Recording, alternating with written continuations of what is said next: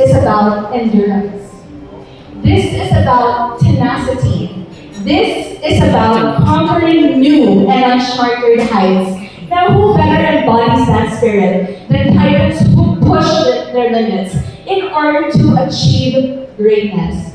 Guys, I'm a little nervous. I'm super starstruck. Whip your phones out and please join me in welcoming on stage the voices, the faces, the true believers, our Ready Note 15 series brand ambassadors, SB19!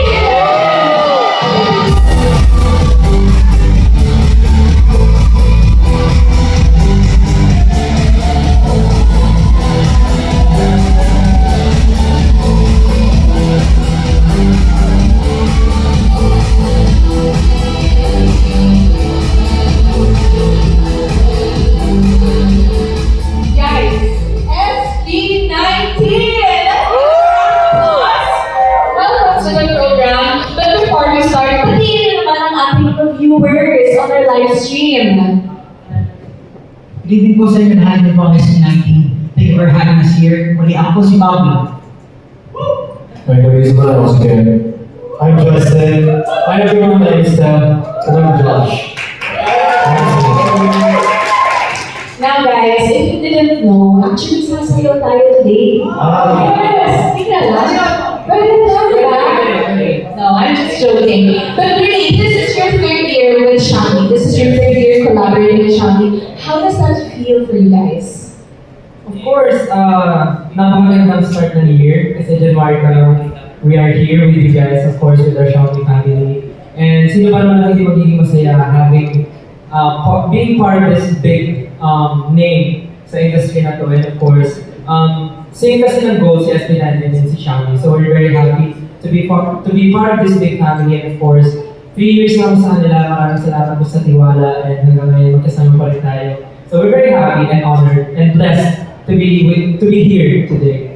Actually, ilang taon din po namin growth with Xiaomi kasi nag-start po kami sa Redmi Note 13 and nakakadito na tayo sa 15. So, talagang atingin po talaga ng growth.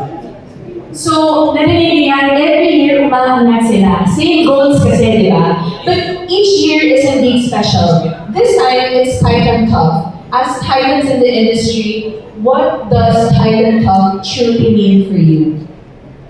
Title Tough po kasi parang po sa amin yung journey namin nung start kami as an artist. Talagang hindi madali yung struggle sa amin, yung pinag-aaral namin. But still,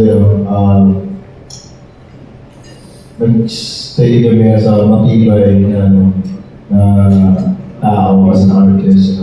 And ganoon din po sa Xiaomi. Kahit siguro iba-ibang ko dyan, hindi ko sa Title Tough. Pero po sa hindi mga nakakalam, 7 years na po yung grupo namin. Tagal na po na yung magkakasama. Pero 10 taon na po kayo magkakasama. And now we have established our own company that's called 1 Entertainment. So, katulad na siya akong Redmi Note 15, Titan Tough na SB19.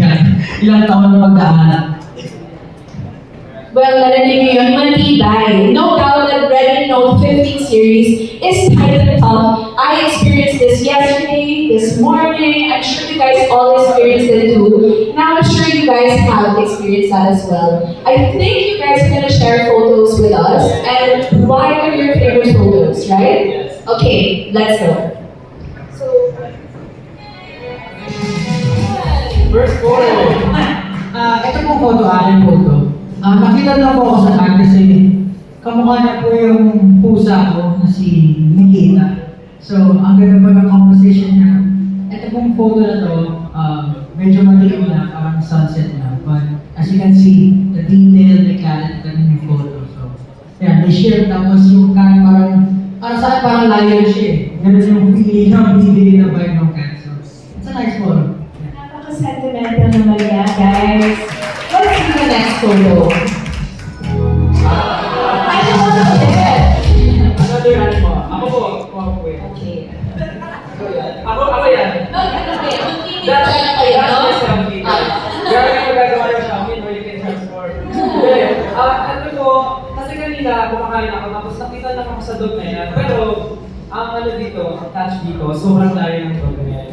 Sobrang layo na sa my table. So, ginawa ko yung opportunity to use yung feature ng Redmi, which is the 200 megapixel camera. So kahit napakalayo niya, zinong ko, and then surprisingly, ang ganda pa rin ang quality ng photo. Ganda ng selfie mo, di ba? Selfie ko to. Selfie ko, di ba? Yeah. So yeah, super cute ng moment na yan, and sana sa may-ari ko nung aso, sana okay lang po ng picture ng green dot niyo. Okay, can we see the next photo? Come on, guys. Ginawa ko sa akin ko. Although mahilig ako sa black, sobrang gusto ko po yung photo na to. And yung pagka-vibrant na colors and yung brightness. And then what I love about this is like, dahil nasabi ni Steph, i-zoom mo siya, kitang-kita mo pa rin yung pagiging crisp ng photo. So, Ganda naman ng colors, guys. Do you see how bright these colors are? Okay, next photo. Wow!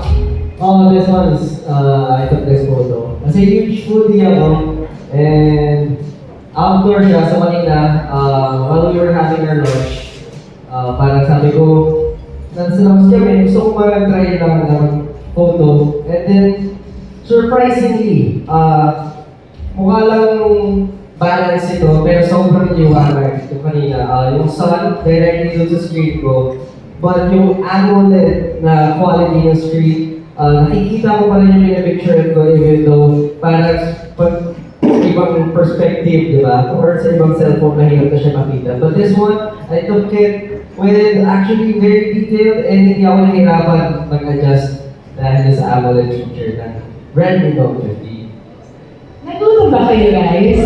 Parang nagutom ako eh. Okay, last photo.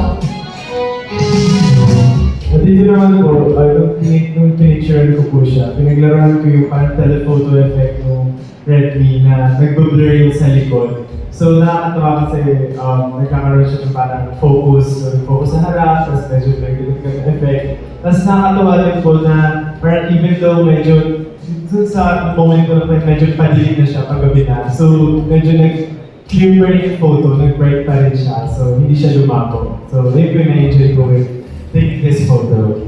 Grabe, iba-iba yung mga vibes nila, no?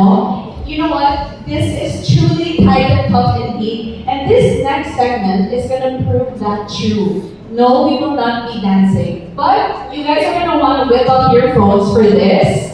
Please refrain from waving your phones so that our live streamers can see it. But get ready, guys, because this is the Titan Crackdown.